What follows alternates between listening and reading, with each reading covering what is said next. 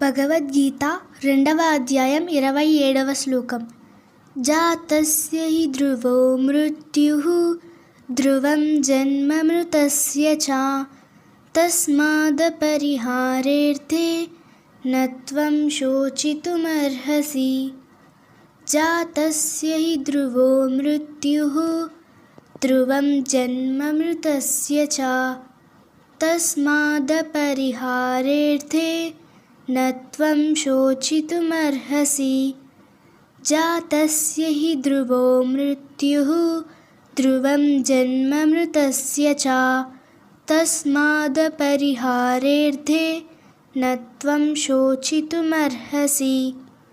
తాత్పర్యం: పుట్టిన వానికి మరణం తప్పదు, మరణించిన వానికి పుట్టుక తప్పదు. తప్పించుకోవడానికి వీలు లేని ఈ విషయంలో నువ్వు దుఃఖించడం తగదు. భగవద్గీత 2వ అధ్యాయం 28వ శ్లోకం. అవ్యక్తాదీని భూతాని వ్యక్తమధ్యాని భారత అవ్యక్తనిధనాన్యేవ తత్ర కా పరిదేవన.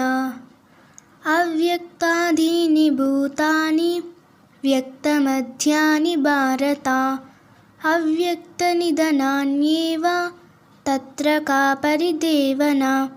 అవ్యక్తాదీని భూతాని వ్యక్తమధ్యాని భారత అవ్యక్తనిధనాన్యేవ తత్ర కా పరిదేవన. తాత్పర్యం: అర్జున, ప్రాణులన్నీ పుట్టుకకు ముందు కనపడవు, మరణం తరువాత కూడా కనపడవు. చావు పుట్టుకల మధ్యకాలంలో మాత్రమే కనిపిస్తాయి. అటువంటప్పుడు శోకించడం ఎందుకు?